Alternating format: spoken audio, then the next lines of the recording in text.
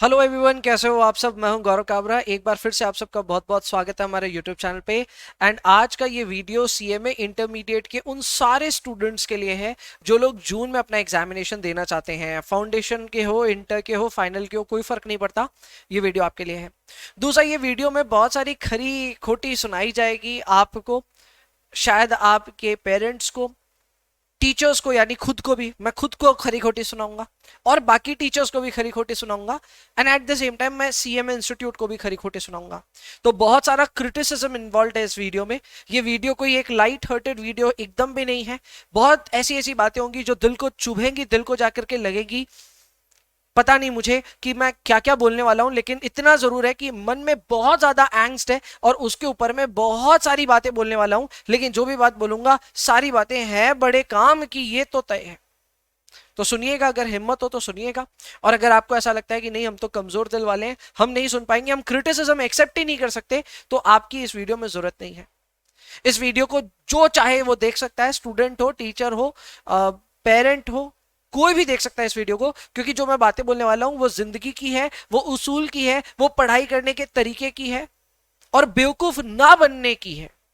तो बहुत प्रैक्टिकल बातें बोल रहा हूं, आप भी जरा प्रैक्टिकल तौर पे ही लीजिएगा। मुझे पता है कि इस वीडियो को देखने के बाद में आपका खून खोलेगा, आप भी बहुत सारी बातें बोलना चाहोगे, कमेंट में कुछ भी लिखना भी चाहोगे। बट मैं ये कहूंगा कि एक बार के लिए बस ये समझिएगा कि जितनी बातें आपको अभी इस वीडियो में मैं बोलने जा रहा हूं, एक बड़ा भाई समझा रहा है, ना कि एक फैकल्टी समझा रहा है। मैं एक बड़े भाई के तौर पर बोल रहा हूं और उस बड़े भाई के तौर पर मैं आपकी फैकल्टी, अगर भले वो एफएम भी पढ़ाती हो, गौरव काबरा सर हो भले आपकी फैकल्टी, मैं गौरव काबरा सर को भी जरा तू तड़ाक करके बात करना चाहता हूं कि आप कहां गलत है। जरा आप भी थोड़ा आईने में देखिए कि आप कहां कहां गलत है। स्टूडेंट्स तो बहुत जगह गलत है, तो उस पर भी बात करेंगे, पर एक बड़े भाई के तौर पे समझाना चाहता हूं कि कहां क्या गलतियां हो रही है, क्यों आप एग्जामिनेशन में फेलियर की तरफ बढ़ रहे हो, ना कि पास होने की तरफ। उसी के ऊपर ये रेसिपी वीडियो है। यहां पे हम बात करेंगे कि किस तरह आप एग्जाम में फेल हो सकते हो। आइए शुरुआत करते हैं। सबसे पहले कुछ इंपॉर्टेंट डिस्क्लेमर्स हैं। ये इंपॉर्टेंट डिस्क्लेमर्स सभी के लिए हैं, क्योंकि बड़ी बड़ी बातें करने जा रहे हैं ना, तो मुझे पता है कि बड़ी बातें जब हम करते हैं तो एक बार थोड़ा सामने से एक बार माफी मांग लेनी चाहिए। तो लो जी, मैं सबसे पहले माफी मांग रहा हूं कि ये वीडियो एक ऑनेस्ट अटेम्प्ट है और मैं यहाँ पे बताने वाला हूं कि एक बच्चा एग्जाम में फेल क्यों होता है। और इसमें मैं बहुत सारा सार्काज्म लेकर के आ रहा हूं, इसका मतलब सार्कास्टिक टेक है ये। मैं कई लोगों को यहाँ पे जो बोलते हैं ना, कटघरे में खड़ा करूंगा और कई लोगों की गलतियां सुनाऊंगा कि आपकी गलती है इसमें। आइए उसके ऊपर बात करते हैं। दूसरी बात यह है कि यहां पे मैं किसी एक इंसान को, किसी भी एक पर्टिकुलर इंसान को टारगेट नहीं कर रहा, मैं टारगेट कर रहा हूं पूरे इकोसिस्टम को। इस इकोसिस्टम में आता है सीएमए इंस्टीट्यूट। दूध के दुल्हे ये भी नहीं है, गलतियां ये भी करते हैं। क्या गलतियां करते हैं उनके ऊपर में हम बात करेंगे। इसके अलावा हम टीचर्स, हम जो टीचर्स हैं, फैकल्टीज हैं, या फिर कई लोग यूट्यूब पे हैं, पढ़ाते नहीं है, लेकिन हाँ आप लोगों को लगातार मेंटोर करते रहते हैं, गाइड करते रहते हैं, तो उन लोग को भी जरा कटघरे में खड़ा करेंगे। तीसरे नंबर पे आप खुद हैं, स्टूडेंट्स। आप स्टूडेंट्स लोग को भी कटघरे में खड़ा करा जाएगा। आपकी भी कहां गलतियां हैं, क्यों आप एग्जामिनेशन में फेल होते हो, अपनी गलतियों की वजह से, उनके ऊपर हम बात करेंगे। एंड लास्ट में आज तो आपके पेरेंट्स को भी नहीं छोड़ेंगे। अगर आपको इस मौके पे ऐसा लगता है कि इस वीडियो को आपको अपने पेरेंट्स को भी दिखाना चाहिए, तो दिखाइए, बेझिझक दिखाइए। मैं जितनी बात बोलूंगा उस बात सुनने के बाद में अपने पेरेंट्स से पूछेगा कि क्या ये बातें सारी सच है कि नहीं है। आइए शुरुआत करते हैं। फेलियर होने के पीछे की रेसिपी क्या है, क्यों हम फेल होते हैं एग्जाम में। घबराइए मत, मैं सिर्फ फेलियर के बारे में नहीं बात करूंगा, मैं सक्सेस की भी बात करूंगा, लेकिन पहले फेलियर की बात कर लेते हैं। सबसे पहला यार, ये मुझे बहुत ही एक सरप्राइजिंग चीज लग रही है कि अभी तक जून 2024 के जो हमारे कोर्सेज है ना, वो बिक रहे हैं। नाउ एज अ टीचर मैं बड़ा प्रसन्न हूं, क्योंकि रेवेन्यू आ रही है, हमें भी अपने ऑर्गेनाइजेशन के खूब सारे खर्चे हैं जिसे हम मेंटेन करना चाहते हैं। जाहिर सी बात है, पैसे दो कमाएंगे तभी जाकर के दो खर्चेंगे। तो ऐसे में as a faculty, as somebody who is running this organisation, बहुत अच्छी बात है जून का कोर्स आता है तो। But as a teacher, as a mentor, as a बड़ा भाई, मेरे को तो समझ में नहीं आ रहा कि कर क्या रहे हो आप लोग। जून के एग्जाम के लिए अगर आप मुझे यह कह रहे हो कि 24-25 अप्रैल को भी आप कोई कोर्स ले रहे हो और उसको पढ़ना चाहते हो, आप क्या कर रहे हो। क्या आपको अभी तक यह बात समझ में नहीं आई कि आप जून के एग्जाम के लिए तैयार हो ही नहीं सकते। आप हो ही नहीं तैयार अगर आप कोई एक बैच एनरोल कर रहे हो अभी। इसके बावजूद कई स्टूडेंट्स जून टर्म बोल करके एनरोलमेंट कर रहे हैं। अच्छा, यहाँ कई सयाने बच्चे जो बोल रहे हैं सर जून इसलिए ले रहे हैं क्योंकि एग्जाम तो दिसंबर में देना है, पर जून तक का सस्ता कोर्स आपका तो लेके फिनिश करेंगे और उसके बाद हम दिसंबर का एग्जाम देंगे। चलो आप एग्जेम्प्टेड, कोई बात नहीं, अगर आप इस कैटेगरी में फॉलो करते हो कोई प्रॉब्लम नहीं है। पर जो बच्चा जेन्युइनली जून में एग्जाम देना चाहता है और उसके बाद में जून का ही कोई कोर्स ले रहा है, अभी तक ले रहा है, आप कहां हो? Have you gone out of your mind? अब भी कोर्स लेकर के जून के एग्जाम को देना, ये अपने आप में एक बहुत ही सुनहरा, मैं कह सकता हूं, दृश्य लगता है जो कि सिर्फ ख्वाबों में दिखेगा, रियलिटी में नहीं होने वाला है। आप अभी किसी कोर्स को लेकर के सर फास्ट ट्रैक ले लेंगे, फास्ट ट्रैक से भी नहीं होगा, आप गलत दिशा में जा रहे हो, संभालिए खुद को। एकदम सच बात मैं बता रहा हूं, अगर आपके पेरेंट्स भी इस मौके पे देख रहे हैं और आप उनको शायद जिद करें कि हमें कोई कोर्स एनरोल करना है, करने दीजिए, तो आपके पेरेंट्स से भी ये निवेदन करूंगा कि मत करने दीजिए इन्हें कोई कोर्स एनरोल जो कि जून के लिए है। अगर इनको जून में कोर्स एनरोल करना ही है जून के लिए भी, तो ये तय कीजिए कि आपका एग्जामिनेशन जून में नहीं होना चाहिए, it should be at least in December. Anyways, मेरे हिसाब से अगर आप एनरोलमेंट कर रहे हो, आप सबसे पहले डिजास्टर रेसिपी कर रहे हो। अच्छा, इसके लिए कौन कौन रिस्पॉन्सिबल है? हम तो कटघरे में खड़े करेंगे ना लोगों को, तो भाई इसके लिए सबसे पहले तो स्टूडेंट रिस्पॉन्सिबल है। स्टूडेंट को अकल नहीं है कि मेरे को जून का कोर्स अभी नहीं लेना चाहिए, फिर भी वो ले रहा है, बेवकूफी उसकी। नंबर 2, पेरेंट्स, आप लेने कैसे दे रहे हैं? हाँ, मैं समझता हूं यार, पेरेंट्स को आज के जमाने में यार नहीं पता पढ़ाई कैसे कराई जाती है, क्या होती है। आपने बोला, जबरदस्ती करी, उनको तो बस ठीक है आपके ऊपर में इन्वेस्ट करना है, वो इन्वेस्ट कर भी रहे हैं। पर यार कहीं आप अपने जिंदगी के थोड़े एक्सपीरियंसेस को यूज कीजिए। आपका बच्चा जून के एग्जाम के लिए अभी कोई कोर्स एनरोल करना चाह रहा है, आप कैसे दे सकते हैं? गलत बात। और तीसरा, टीचर्स, हम भी कोई दूध के धुले नहीं है, हमारे कोर्सेज आज भी लिस्टेड हैं, we know it is being done for commercial reasons. नहीं होने चाहिए थे, नहीं होने चाहिए थे। और यहां मैं भी कोई हरिश्चंद्र नहीं हूं, यहां मैं भी कोई दूध का धुला नहीं हूं। मेरे भी वेबसाइट पे अभी तक भी जून के कोर्सेज लिस्टेड है, आगे भी शायद रहेंगे, पता नहीं कब तक रहेंगे। तो मैं भी कोई दूध का धुला नहीं हूं, मैं भी जून के एग्जाम के एडमिशंस ले रहा हूं। एंड अगर इसके लिए मैं गिल्टी होना चाहिए, अगर मेरे को भी कटघरे में आना चाहिए, तो मैं आने के लिए तैयार हूं। गलती है हमारी। आइए चलिए दूसरी बात पे आते हैं। दूसरी बात है जो डिजास्टर रेसिपी नंबर 2 है, वो ये है कि यूट्यूब के रिवीजन के ना इंतजार कर रहे हो आप लोग। आप एज ए स्टूडेंट वेट कर रहे हो कि यूट्यूब में ना रिवीजन होगा और वो हम करेंगे और उससे हम एग्जामिनेशन दे देंगे। नहीं होने वाला। ये ठीक वैसी बात है कि आप एक पिक्चर देख रहे हो और उस पिक्चर को देख करके आपको ऐसा लगता है कि अब इससे बाहर निकल करके हम ऐसी पिक्चर खुद बना डालेंगे। बनेगी आपसे? कभी नहीं बनेगी। एक पिक्चर देखना और एक पिक्चर बनाना दो अलग बात है। ये सेम आपके वीडियो कोर्स पे लागू होता है। अगर आप अपनी अभी तक एग्जामिनेशन की तैयारी कर रहे हैं, आप अपने रिवीजन को भी ना खुद से नहीं कर सकते। आपको ऐसा लगता है कि यार मैं जब सवाल बनाने बैठ रहा हूं मेरे से तो बनता ही नहीं है, लेकिन भैया यूट्यूब पे कराते हैं तो यूट्यूब पे बन जाता है देख देख करके। अगर आपको ऐसा सच में लग रहा है ना कि this is working like magic, तो एग्जामिनेशन में ये नहीं होने वाला है।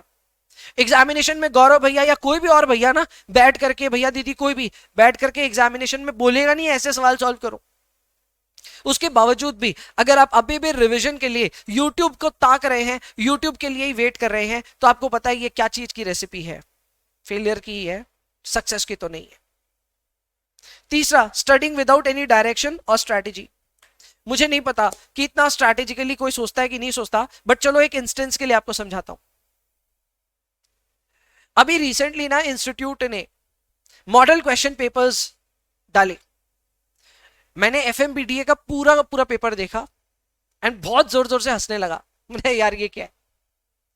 मेरा मानना यह है कि इंस्टीट्यूट ने जो मॉडल क्वेश्चन पेपर बनाया है, सेट नंबर 1 की बात कर रहे हैं, अभी तक उसके आंसर्स भी बाहर नहीं आए हैं। उस मॉडल क्वेश्चन पेपर का एक भी सिंगल बच्चे को वो मॉडल पेपर, वो मॉक एग्जाम देना ही नहीं चाहिए। सर क्या बात कर रहे हैं, काउंटर बात बोल दी है क्या? सब तो बोलते हैं देना चाहिए, आप बोल रहे हो देना नहीं चाहिए।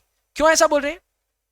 इसलिए बोल रहा हूं क्योंकि उसमें हर एक सवाल जो इंक्लूड किया गया है वो इंस्टीट्यूट ने पास्ट टर्म के ही किसी क्वेश्चन को बार बार पूछा है। एक भी नया सवाल उसमें नहीं है। मतलब सर, मतलब यह है कि अगर आप एक अच्छे से प्रिपेयर्ड बच्चे हो, अगर आपने अच्छे से स्कैनर ऑलरेडी कर रखी है, तो वो मॉक एग्जाम के जो 2, 2.5, 3 घंटे आप दोगे वो सब वेस्ट है, आपको देना ही नहीं चाहिए। सर आपको कैसे पता ये सब? इसलिए पता है क्योंकि शायद इस मौके पे आपसे ज्यादा मैं ही पढ़ाई कर रहा हूं। स्कैनर के हर एक सवाल का मुझे आइडिया है, कौन सा स्कैनर में कहां क्या सवाल है। मुझे ये आइडिया देख के समझ में आ गया था, अरे ये तो स्कैनर का है, ये भी स्कैनर का है, ये भी स्कैनर का है। सारे सवाल स्कैनर से निकल गए। सोचिए ये है स्ट्रैटेजी, ये है डायरेक्शन। आपको ख्याल है, आप माइंडफुल है कि मुझे इस मौके पे क्या करना चाहिए और क्या नहीं करना चाहिए। सिर्फ पढ़ाई कर रहे पढ़ाई कर रहे पढ़ाई कर रहे, कोई डायरेक्शन नहीं है, कोई स्ट्रैटेजी नहीं है, आप फेलियर को न्योता दे रहे हैं। एक स्ट्रैटेजी बनाइए, समझिए कौन से चैप्टर को आपको स्ट्रॉन्ग करना है, कौन सा चैप्टर वीक है, जिसको ठीक ठाक तैयार करके जाएंगे तो हो जाएगा। चैप्टर छोड़ के जाना है, क्या डिजास्टर है ये। चैप्टर छोड़िए तब जब आप एकदम श्योर हो कि एग्जाम में इसको हाथ ही नहीं लगाएंगे, बट अगर आप श्योर नहीं हो तो आपको करना पड़ेगा हर चैप्टर को। स्ट्रैटेजी के ऊपर बहुत सारे यूट्यूब पे ऑलरेडी हम लोग वीडियो बनाते हैं, तो आप वो एक एक करके देख लेना मैं किस चीजों के बारे में बात कर रहा हूं। बट बिना स्ट्रैटेजी के पढ़ाई करना, बिना डायरेक्शन की पढ़ाई करना, again it's not worth your time. इसमें ऑब्वियसली कौन कौन जिम्मेवार है, आप भी जिम्मेवार है, हम भी जिम्मेवार है। अगर हम वक्त वक्त पे आकर के आपको स्ट्रैटेजी या डायरेक्शन के बारे में नहीं बता रहे हैं तो हम टीचर्स जिम्मेवार हैं, आप तो खैर है ही। यूट्यूब रिवीजन के लिए भी दोनों जिम्मेवार हैं, आप हैं जिनको करना है, हम हैं जिनको कराना है। देखो भाई, मैं एकदम सच बात बता रहा हूं, हम क्यों करा रहे हैं, बिकॉज हम रेलिवेंट रहना चाहते हैं। आप एक टीचर की भी मनोदशा समझिए। एक टीचर YouTube पे आकर के आपको रिवीजन क्यों कराता है पता है, क्योंकि पूरा इकोसिस्टम करा रहा है, सारे टीचर्स करा रहे हैं। ऐसे में हम नहीं कराएंगे तो आप ही स्टूडेंट हमारे पर अंगुली उठाएंगे और बोलेंगे देखो ये रिवीजन नहीं करा रहे, जबकि सच बात यह है कि किसी को भी रिवीजन नहीं कराना चाहिए। एंड मैं अपने टाइम पे जाता हूं, जब मैं स्टूडेंट था कोई रिवीजन अलग से नहीं होता था, हमें खुद को रिवीजन करना पड़ता था, and that is why results way better. आज की डेट पे आप स्मार्टर हो, आप टेक्नोलॉजी समझ जाओगे, आप मोबाइल गैजेट सब हमसे बेहतर यूज कर सकते हो, but in terms of efficiency at studying you are nowhere close, आप बहुत दूर है। हमारी जनरेशन ज्यादा एफिशिएंट थी, हमारी जनरेशन ज्यादा मेहनती थी, आप बहुत दूर हैं, इस चीज को रियलाइज कीजिए। Next, not realising the importance of this event. अभी भी कई बच्चे बोल रहे हैं अरे लोकसभा इलेक्शन है, एग्जाम पोस्टपोन कब होगा, पोस्टपोन कब होगा। इसके लिए सीए एग्जाम्स के लिए इतने दिन से मैं देख रहा हूं, जिसे हम एक्स कहते हैं, ट्विटर कह सकते हो, वहां पे अभी तक भी ना लोग इसी इंतजार में एग्जाम पोस्टपोन कब होगा। सीए वाले बच्चे तो है ही, मुझे पता है सीएमए वाले भी पीछे नहीं है। आपको ये भी एग्जाम पोस्टपोनमेंट की बात करनी है, आपको भी वेट करना है एग्जाम कब आगे बढ़ेगा, क्या होगा, क्या कर लोगे उससे। आप इस इंपॉर्टेंस, इस इवेंट की इंपॉर्टेंस ही नहीं समझ रहे हो। एग्जाम सर पे है, 6 महीने में एक बार मौका आता है, और उसके बावजूद आपको सिर्फ ये बात की पड़ी है कि एग्जाम आगे कब बढ़ेगा। अगर नहीं बढ़ता और बढ़ेगा भी नहीं तो आपकी तैयारी का हर दिन आप लूज क्यों कर रहे हैं। पढ़िए, मन लगा के पढ़िए, टाइम वेस्ट मत कीजिए।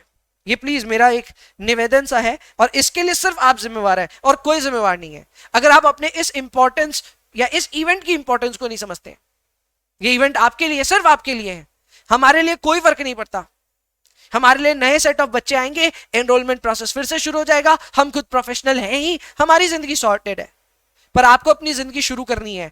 एक एक इवेंट ऐसे निकलते जा रहा है। अच्छा, सीएमए में ये गजब है, इंटरमीडिएट के बच्चे 2-2 साल तक इंटरमीडिएट में, अरे क्या कर रहे हो आप। क्यों नहीं आप सीरियस होकर के एग्जाम के लिए जाते हो। जितने सीरियस होकर के जाओगे एग्जाम निकलने का उतना ज्यादा चांस है, पर नहीं चलता है, ऐसे ही जाते हैं, देख लेते हैं for the sake of experience. ये वाला पॉइंट उनके लिए है जो for the sake of experience है ना, आपके लिए। मुझे पता है आप में से कई बच्चे हैं जो वर्किंग है, अब आपको मैं क्या ही दोष दूं। आप अपना घर संभालेंगे, ऑफिस संभालेंगे, क्या संभालेंगे।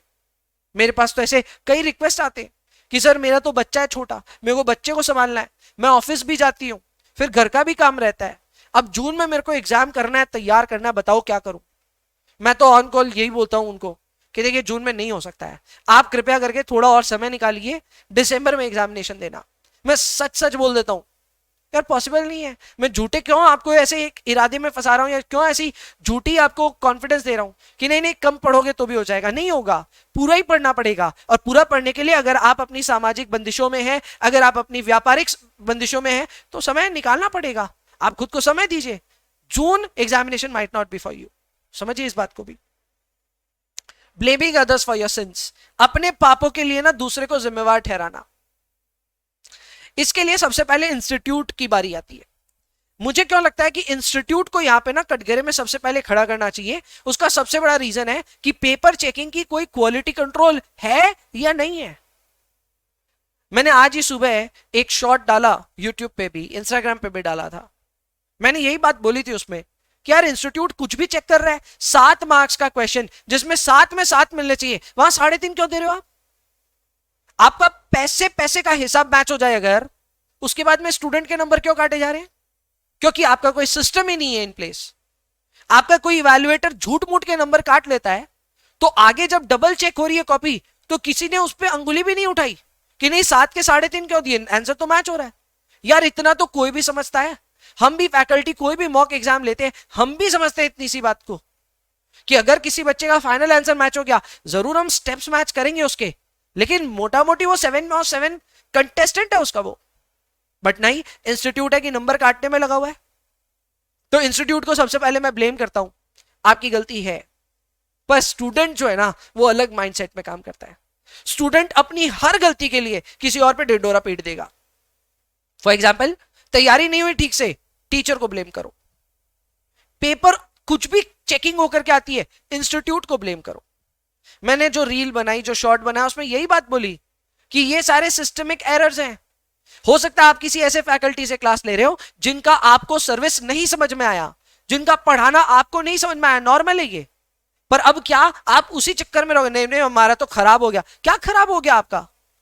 समय है, खुद को तैयार कीजिए। जहां कॉन्सेप्ट्स आपको लगता है टीचर से बेहतर आप समझ सकते हैं, तो समझिए। क्या मैंने नहीं किया अपने लाइफ टाइम में? सबने किया, मैं अकेला नहीं हूं। There are so many students जिन्होंने क्लासेस ली, क्लासेस के बाद क्लासेस नहीं गए, नहीं समझ में आया टीचर का पढ़ाई, और उसके बाद क्या किया? खुद पढ़ाई किया। So we have done that. आप कहां हो, कहां उलझे हुए हो? अगर आपको कोई फैकल्टी नहीं समझ में आया, कोई बात नहीं यार, या तो नया फैकल्टी ढूंढो या फिर मैं खुद से तैयारी करो, लेकिन कुछ डिसीजन तो लो। अब यहां मैं वापस वो नहीं बोल रहा हूं कि जून में आपका एग्जाम है तो आप फैकल्टी बदल लो, अब वो समय नहीं है। अब ये डिसाइड करो कि क्या आप जून में खुद को रेडी कर सकते हो। कर सकते हो तो जून में एग्जाम देना, और अगर रेडी नहीं हो, फैकल्टी चेंज करना हो अभी भी, मान लो मेरे से कोई सेटिस्फाइड नहीं है, दूसरी फैकल्टी के पास जाना है, जाइए, कोई प्रॉब्लम नहीं है, लेकिन दिसंबर का एग्जाम देना, जून का कोई नहीं करा सकता आपको रेडी। ये बात ध्यान रखिएगा।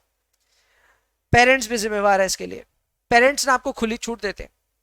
आप बोल देते हैं कोई भी चीज, हमारा तो ये बिगड़ गया, हमारा तो ये हो गया, हमारा तो इस वजह से नुकसान हो गया, इंस्टीट्यूट बेकार के नंबर काटते हैं इसलिए हम फेल हो गए। पेरेंट्स ना उस चीज में बच्चे को हमेशा यही बोलते हैं कि हाँ बेटा कोई बात नहीं, कोई बात नहीं, होता है, ये इंस्टीट्यूट ऐसा ही है, ये वो नहीं। आपको ऐसे नहीं सिखाना चाहिए। आपको ये बोलना चाहिए कि बच्चा, ये मार्जिन ऑफ एरर है, ये मार्जिन आपको बना करके चलना पड़ेगा। जैसे मैं एक एग्जांपल दे रहा हूं, पहाड़ों पे घूमने जाते हैं तो अपने बच्चे को पकड़ के रखते हैं ना कि नहीं बगल में नहीं जाना, साइड में नहीं जाना, साइड में नहीं जाना है, बहुत दूर है पहाड़ की एज, बहुत दूर है, लेकिन बच्चे को बहुत पहले ही रोक लेते हैं। क्यों? आप वो मार्जिन ऑफ सेफ्टी चाहते हो अपने बच्चे के लिए। वो मार्जिन ऑफ सेफ्टी एग्जाम में कहां चली जाती है? आपका बच्चा 40 के लिए तैयार कर रहा है और इंस्टीट्यूट की गलती की वजह से चलो उसके 40 नहीं आते हैं, 35 आते हैं, सिर्फ इंस्टीट्यूट जिम्मेवार है इसके लिए? नहीं, पूरी प्लानिंग जिम्मेवार है। टीचर्स को भी जिम्मेवार ठहरा सकते हैं आप, लेकिन उससे पहले आप जिम्मेवारी खुद पहचानिए।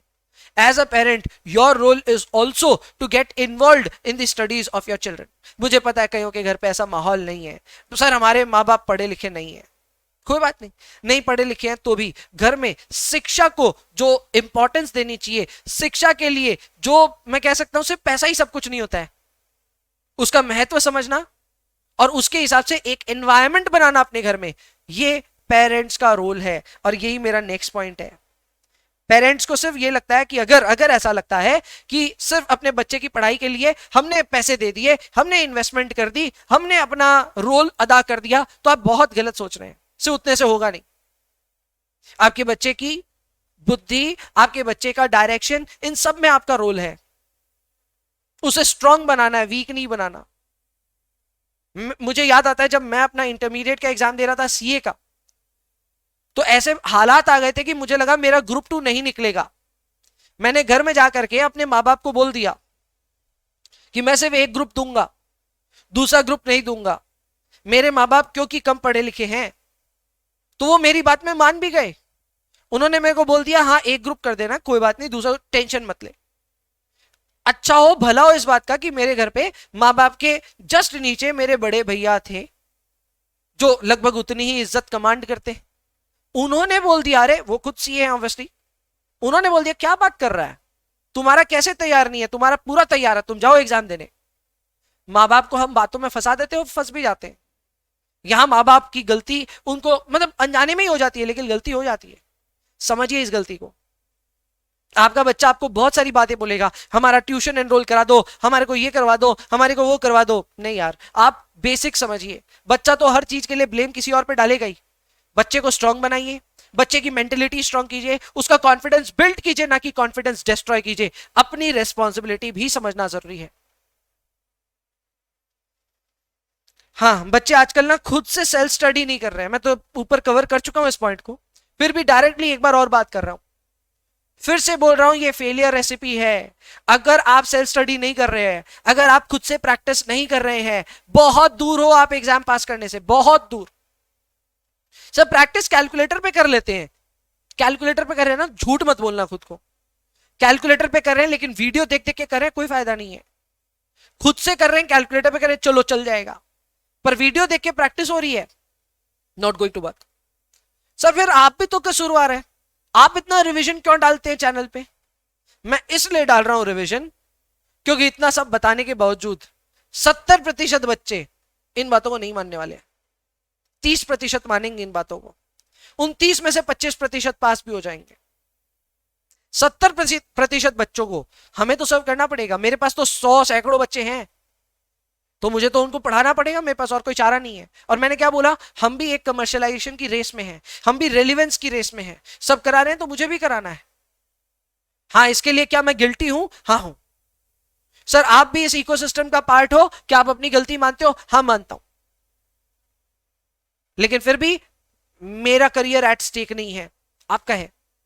आपको अपनी रिस्पॉन्सिबिलिटी अगर आपने थोड़ी सी भी समझ ली, तो आप कम से कम हमारे झांसे में नहीं आओगे।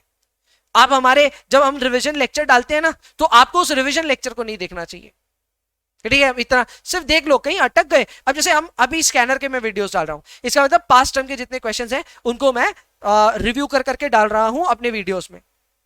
हाँ, आप कहीं फंस गए तो there should be a resource कि हाँ वहां जाके देख लिया कैसे ये सवाल बनेगा। हल्की सी डिस्कशन है, हर सवाल 5-6 मिनट में डिस्कशन होकर के खत्म हो रहा है। चलो वो कोई रिसोर्स आपके लिए बन गया, लेकिन फिर भी पूरा वीडियो शुरुआत से लेके एंड तक देखना है, गलत सोच है, मत देखिए वो सब। इसके अलावा स्पून फीड कर रहे हो आप अपने बच्चों को, ये टीचर्स की गलती है।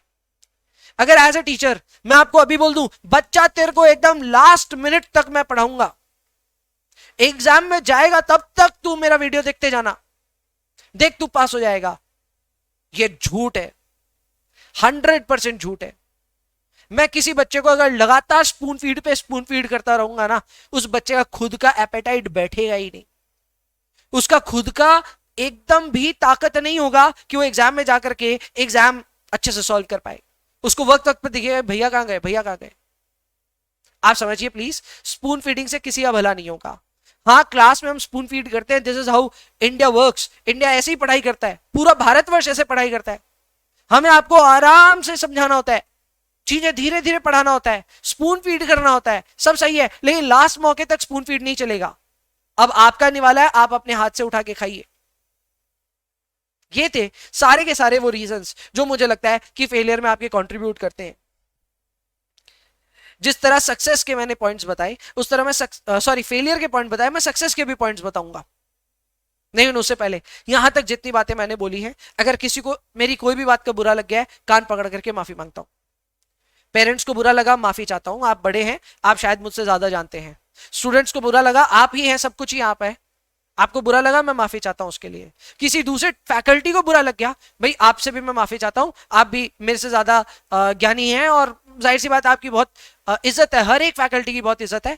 अगर आपको मेरी बात का कोई भी बुरा लगा तो उसके लिए भी माफी मांगता हूं, बट खुद से माफी नहीं मांगूंगा। मुझे पता है कि मैं जो बोल रहा हूं तो उस बात में कहां कहां सत्य है, कहां कहां झूठ है, फरेब है, सारी बातें मुझे पता है। और इसीलिए मैं बहुत ट्रुथफुल आकर के आपको बोल रहा हूं, मैं एकदम अपने हिसाब से तो सच बोल रहा हूं। बात बाकी हाँ, आप अपने खुद के हिसाब से एक फिल्टर लगाइए, आप डिसाइड कीजिए कि जो मैं बातें बोल रहा हूं उसमें कितना सच है, कितना झूठ है, आप अपना डिसाइड कीजिए। अब आते हैं भाई सक्सेस की तरफ। भैया हम समझ चुके हैं कि फेलियर के लिए क्या क्या क्या क्या जिम्मेवारी है, हम उसको आज से क्विट करने के लिए रेडी हैं। महीना 1 से ज्यादा बचा है, क्या हम यहां से कुछ कुछ काम करके एग्जाम पास कर सकते हैं? हाँ कर सकते हैं। और बार बार वही बातें बोलूंगा मैं जो पहले दोहराता हुआ आया हूं, कुछ नहीं बदलता। नंबर वन, स्कैनर कर लीजिए। सर स्कैनर का क्या प्रभाव है? स्कैनर का प्रभाव यह है कि ये बात गांठ बांध लो आप जिस क्वेश्चन को एग्जाम से पहले देखे हुए होंगे, करे हुए होंगे, प्रैक्टिस किया हुआ होगा, वही आपसे एग्जाम में बनेगा। मैं प्रैक्टिकल पेपर्स की बात कर रहा हूं। सर नया अनोखा पीसी तुलसियान से कोई सवाल आ गया तो नहीं बनेगा।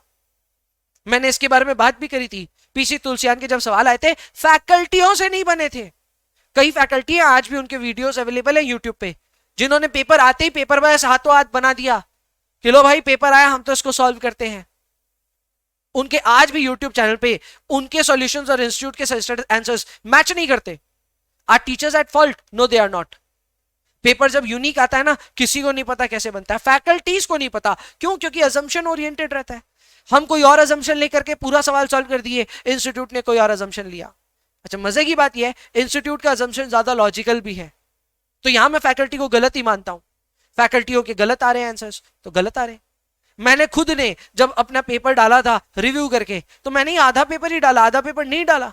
क्यों नहीं डाला सर? क्योंकि आधे को जब मैंने डाला तो मेरे पास पूरे रिसोर्सेस थे, मुझे पता था कौन सा क्वेश्चन कहां से आया है, तो मैं उसके जब सजेस्टेड आंसर भी डाल रहा था मुझे पता था कौन सी चीज कहां से है, और मैंने उसकी रिस्पॉन्सिबिलिटी ली। बाकी आधा नहीं पता था। कई ऐसे सवाल थे जो मैंने भी देखे, मैं बोले यार इसका कैसे होगा सॉल्यूशन। जिस सॉल्यूशन में एक फैकल्टी बोल रहा है आपको कि हाँ ऐसा, और मैं सीएम एफएम वाले पेपर की बात कर रहा हूं जिसके 2 टर्म्स खराब आए थे, दिसंबर 22 और दिसंबर 22 बुरा आया था, और आई थिंक जून 23 भी बेकार आया था। ठीक है ना?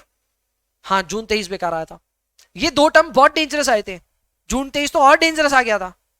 उधर मैंने खुद आकर के बोला हाँ पेपर्स डिफिकल्ट थे, तो हैं। जब एक टीचर आपको बोल रहा है यार पेपर नहीं होने वाला था, पेपर होता नहीं आपसे, तो आप एग्जाम में उसको सोच रहे हो कि आप प्रयास करके बना लोगे उसको? नहीं बनेगा, नहीं बनेगा। आप कहां हो? कैश फ्लो का एक सवाल रिसेंटली एफएमबीडीए में आया था, वो कैश फ्लो का सवाल देख के ऐसे कोई भी चमक जाएगा कि ये क्या सवाल है। नहीं बनेगा।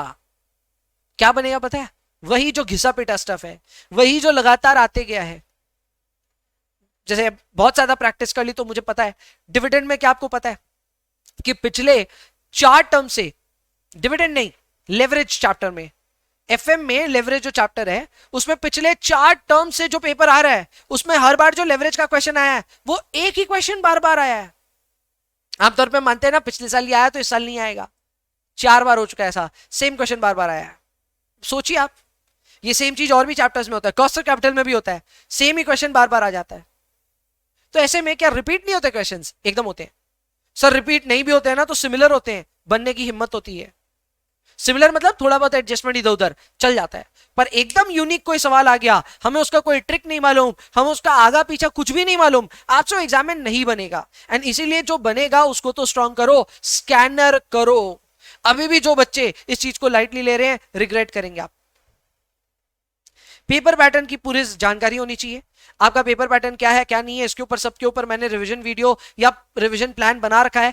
जाकर के पेपर पैटर्न तो अच्छे से समझो, कौन सा क्वेश्चन कितने मार्क्स का आ सकता है। जाहिर सी बात है पेपर पैटर्न कभी भी बदला जा सकता है, बट एज ऑफ नाउ ये अपनी जगह ठीक है, तो हो सकता है एग्जामिनेशन में वो पेपर देखने को मिल जाए। इसकी तैयारी पहले से होगी ना तो आपको पता होगा कि कौन सी चीजों को कैसे तैयार करना चाहिए।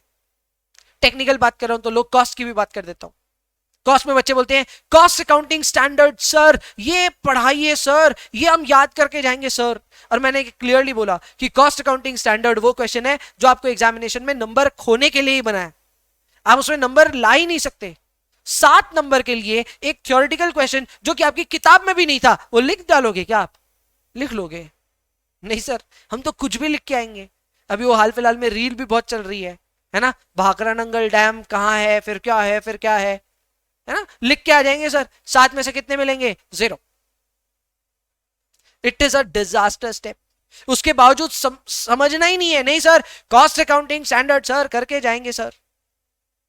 मैं और भी फैकल्टी से बात करता हूं, अकाउंट्स की बड़ी बड़ी फैकल्टीज हैं, वो भी अपने पेपर में बोलते हैं कि कुछ एक ऐसे अकाउंटिंग स्टैंडर्ड्स हैं जिनको हम कहते हैं छोड़ के चले जाना, एग्जाम में आ गया तो चॉइस में निकाल देना। वो खुद एक्सेप्ट कर रहे हैं इस बात को। यार पेपर पैटर्न ऐसा है, पेपर पैटर्न देख के समझ में आ रहा है इस क्वेश्चन को जिसने हाथ लगाया उसके नंबर खोएंगे। ये रियलाइजेशन करिए आप, एंड इसके लिए पेपर पैटर्न अच्छे से समझिए।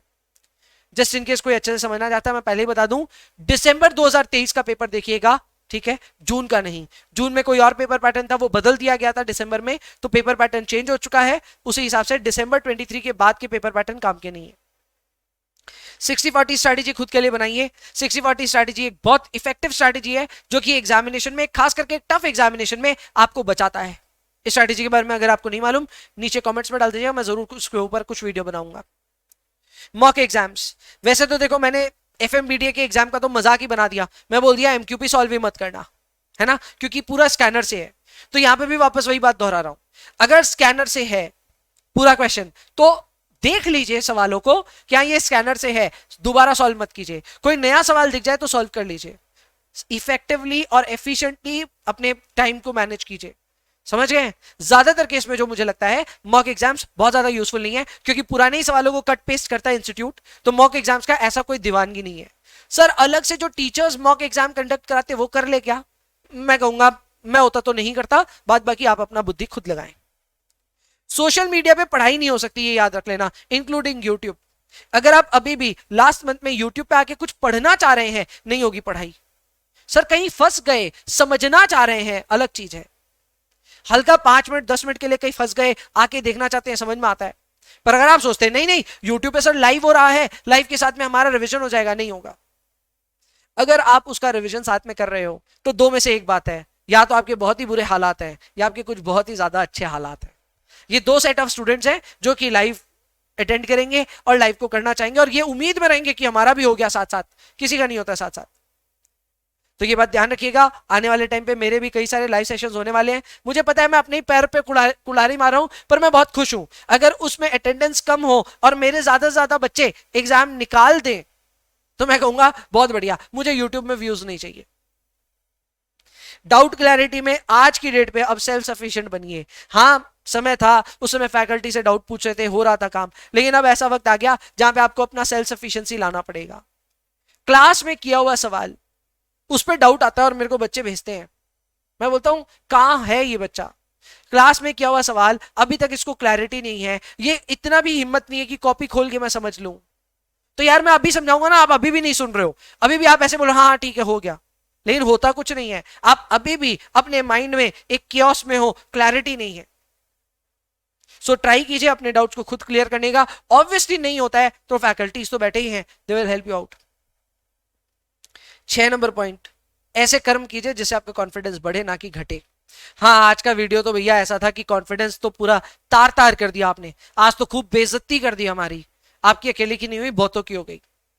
आज का वीडियो एक वो आई ओपनर वीडियो था, यहां कॉन्फिडेंस थोड़ा तार तार हुआ है, मैं मानता हूं, उसके लिए माफी, फिर से माफी मांगता हूं। लेकिन अब यहां से आप जो भी चीजें पढ़े, हर एक चीज को पढ़ने के बाद एक्नॉलेज कीजिए कि ये मुझे 7 नंबर दिलाएगा, ये मुझे 5 नंबर दिलाएगा, ये मुझे 3 नंबर दिलाएगा। और इस तरह से अगर आपने एक्नॉलेजमेंट अभी से करी तो आप देखिए आपका कॉन्फिडेंस कैसे बढ़ता है। लास्ट, कोई भी डिस्ट्रैक्शन या अट्रैक्शन है आपके जीवन में, डिस्ट्रैक्शन होता है कि भाई सोशल मीडिया आज की डेट पे सबसे बड़ा डिस्ट्रैक्शन, अट्रैक्शन आप बहुत बढ़िया समझते हैं कि आपके जीवन में अट्रैक्शन क्या ही हो सकता है आज की डेट पे, यंग हो अट्रैक्शन जो भी है। मैं कहता हूं उनको पॉज कीजिए, 1-1.5 महीना वेट कर लेगा या कर लेगी, 1-1.5 महीना सोशल मीडिया या रील्स या कुछ भी वेट कर लेगा, आईपीएल वेट कर लेगा यार। इस मौके पे प्लीज ये आईपीएल की टीम बनाना छोड़ो, ये सोशल मीडिया पे रील्स घुमाना छोड़ो और अपने अट्रैक्शन से दिल लगाना छोड़ो। अभी वक्त ये है कि आप समय की इंपॉर्टेंस को समझें, सोशल मीडिया को सिर्फ अवेयरनेस तक ठीक है यार। आज कई टीचर्स अवेयरनेस के ऊपर बहुत अच्छा काम कर रहे हैं, आकर के आपको बताते हैं वक्त वक्त पे कि अभी ये हो रहा है, अभी ये हो रहा है। मैंने जैसे एक छोटी सी बात बोल दी आपको कि एमक्यूपी मत करना, ऐसे कितने ही फैकल्टीज है जो एमक्यूपी मत करना आपको बोल के जा रहे हैं। एफएम पेपर के लिए बोल रहा हूं, बाकी पेपर्स के लिए नहीं। मैं यूट्यूब पे आकर के इस पे क्लैरिटी दे दूंगा कि कौन सी चीजों को कहां से क्या करना चाहिए, ठीक है, मैं बना दूंगा सब कुछ। लेकिन फिर भी आपको समझा रहा हूं कि ये है अवेयरनेस वाले वीडियोस, इनके लिए सोशल मीडिया पे आइए। पर भैया आप जो रिवीजन करा रहे हैं वो उसमें तभी आइएगा जब आप कहीं फंस गए। भैया पूरा शुरुआत से लेके एंड वीडियो देखेंगे, नहीं मत देखिए, मत देखिए। भैया आपके व्यूज का क्या आ रहा है, नहीं चाहिए व्यूज, आप पास हो जाओ वही चाहिए। और इसके लिए प्लीज इस बात को समझिए, जितनी भी फेलियर रेसिपी और जितनी भी सक्सेस रेसिपी आपके साथ शेयर करी इतने बड़े वीडियो में, आई होप आपके साथ ये रहेंगी और आपके ये काम आएंगी। आपका 30-35 मिनट मैंने लिया इतने क्रिटिकल टाइम पे, जब एग्जामिनेशन सर पे है, तो मुझे लगता है थोड़ा ज्यादा ही समय ले लिया, लेकिन फिर भी सारी बातें अपने मन की बोली, सारी बातें इंपॉर्टेंट बोली। प्लीज इस सब चीज पे ध्यान दीजिएगा। एंड हाँ, एक चीज और बहुत इंपॉर्टेंट है, मुझे हाल फिलहाल में ऐसा लग रहा है कि आज की डेट पे स्टूडेंट से ज्यादा फैकल्टीज मेहनत कर रहे हैं। यूट्यूब पे दिख रहा है सारे फैकल्टी खूब क्लासेस ले रहे हैं, सारे फैकल्टी खूब मेहनत कर रहे हैं।